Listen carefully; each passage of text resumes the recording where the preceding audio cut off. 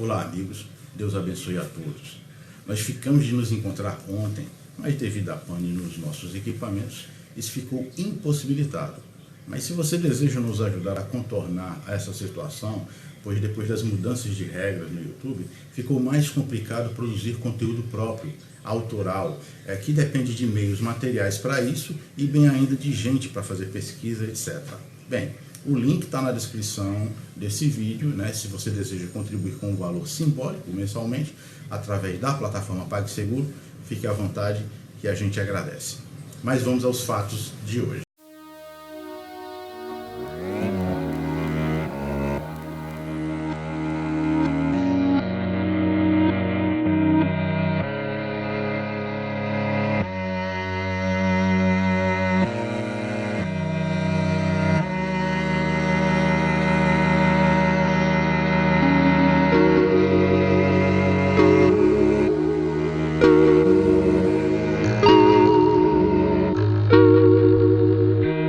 Incêndios na Amazônia, que do dia para a noite se alastraram como se fosse fogo em palha, numa atmosfera que é naturalmente úmida, como é boa parte da floresta amazônica, lança indícios mais do que suficientes para crer que se tratam de incêndios criminosos que extrapolam em muito o usual manejo da terra por nativos para fazer áreas de plantio e de pasto, levando inclusive a PGR levantar a hipótese de incêndio criminoso em consideração para abrir uma investigação.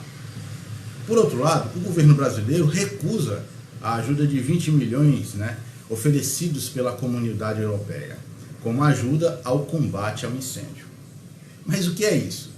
Será que o governo brasileiro, em meio às declarações dele próprio sobre a falta de recursos para despesas básicas das tropas, inclusive, embarcou na ideia de rasgar dinheiro, será? Para você entender bem a questão da não aceitação por parte do governo brasileiro de recusar a ajuda financeira oferecida pela Europa por países membros do G7, os mais ricos deste planeta, do qual a França, representada por seu presidente Macron, sim, o presidente da França, aquele que ficou isolado ali na ânsia de barrar comercialmente o Brasil de entrar via Mercosul no mercado europeu. Ânsia esta que nada tem de defesa ambiental, mas puro protecionismo econômico por parte da França, que não quer o maior produtor de alimentos, não quer que o maior produtor de alimentos venha a concorrer com seus produtos. A Amazônia nunca foi prioridade para este povo, e você vai saber o porquê disso agora. Você sabia que o Brasil é signatário do Acordo de Paris, tratado negociado em Paris durante a COP21 e aprovado em 12 de dezembro de 2015, no âmbito da Convenção Quadro das Nações Unidas sobre a Mudança do Clima, que rege medidas de redução de emissão de gases estufa a partir de 2020, ressaltando que estamos em 2019, a fim de conter o aquecimento global abaixo de 2 graus Celsius, preferencialmente entre 1,5. E reforçar a capacidade dos países de responder a este desafio com desenvolvimento sustentável.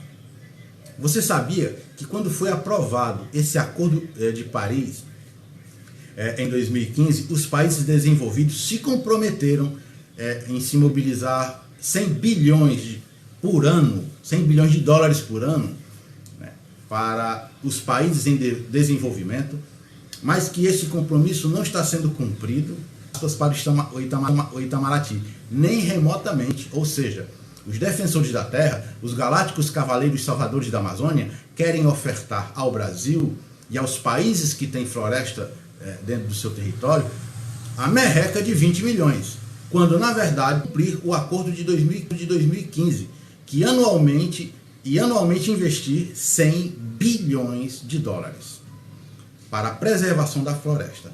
Mas será que o G7, preocupadíssimo com a Amazônia, não tinha conhecimento da nossa capacidade de lidar com uma situação inusitada como esta e com áreas de queimadas intencionais e criminosas a serem investigadas?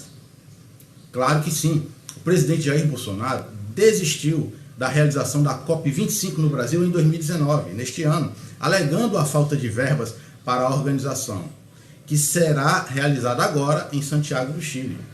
Você compreendeu a jogada? Eles sabiam que o Brasil não tinha dinheiro nem para fazer o evento. Os países mais ricos não cumprem o que acordaram em 2015, durante a COP21, no Acordo de Paris em 2015. Não investem os recursos que se comprometeram a investir anualmente e depois, tal qual o presidente Macron, cobram e criticam medidas das quais eles próprios são os maiores descumpridores e depois vão posar de bons moços, né, e ofertam centavos daqueles que se comprometeram e negam desde sempre.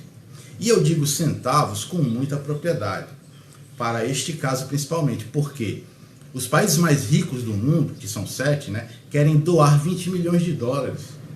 Quando uma pessoa sozinha, a exemplo do ator Leonardo DiCaprio, já manifestou o desejo de doar 5 milhões. Vê como é ínfimo e até vergonhoso essa ajudinha diante daquilo que deveria investir e que se comprometeram 100 bilhões por ano, conforme o acordo que se comprometeram lá em Paris, né? O Acordo de Paris.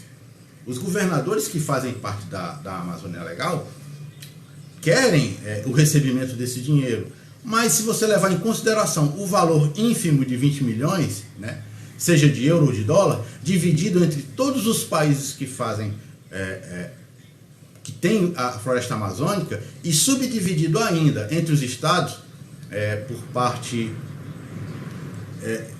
dos estados do Brasil, realmente vai ser pouquíssimo dinheiro, meu amigo. O Brasil, corajosamente, pela primeira vez, sem baixar a cabeça, subservientemente, né, aos países mais ricos, disse não. Se o dinheiro é ínfimo e não puder ser de responsabilidade da governança do governo brasileiro, na nossa casa ninguém vai chegar pagando cafezinho para ficar dizendo depois o que quer para o almoço. Realmente, o governo precisa de recursos para ajudar no combate aos focos de incêndio. Mas ele não precisa receber doação de quem deveria, de fato, era pagar o que se comprometeu pagar anualmente. Que o Brasil precisa é que a comunidade internacional, signatária do Acordo de Paris, cumpra sua parte. Isso já é suficiente. Um dado elementar é que a área onde estão ocorrendo os incêndios e as queimadas fica na Amazônia, sim, mas dentro, principalmente do estado do Pará, onde a Polícia Federal abriu inquérito para apurar o chamado Dia do Fogo, a convocação para fazer queimadas na Amazônia. Foi publicada pela revista Globo Rural que essa convocação para o Dia do Fogo foi feita por meio de aplicativos de mensagem usados por agricultores e grileiros da região de Altamira, no Pará, onde está a maior concentração de incêndios, onde também atuam madeireiros legais e ilegais, sendo a região cortada por estradas para escoar tanto o que é legal quanto o que é ilegal, infelizmente. Portanto, há indícios de ação orquestrada e a evidência de um oportunismo, né, do presidente da França em querer se firmar como uma liderança dentro do G7, utilizando esse fato criminoso que está sendo apurado pela PF na região, com apoio das Forças Armadas, né, que lá também estão em operação de garantia da lei e da ordem, né, a famosa GLO. Além disso, o presidente Macron, além dele ter interesses econômicos protecionistas de sua agricultura, pois o Brasil produz muito com qualidade de forma competitiva e o agronegócio da França é altamente subsidiado pelo governo, não tendo condições de competir com o Brasil caso o Brasil entre naquele mercado europeu, via acordo Mercosul e União Europeia, que a França se opõe, o qual Macron usou como pretexto, né, as queimadas da Amazônia para sua malfadada tentativa de impedir esse acordo comercial. Um país como a França, que de 1966 a 96 realizou 193 testes nucleares na Polinésia Francesa, período em que a população da ilha mais povoada da região, o Tahiti, foi exposta. a uma radiação cerca de 500 vezes acima do recomendado por agências internacionais, onde também no atol de Mururoa, sobre os cuidados dos zelosos governos franceses, existem mais de 3.200 toneladas de material radioativo. Então, me explica aí. Eles podem falar em preservação do que é alheio,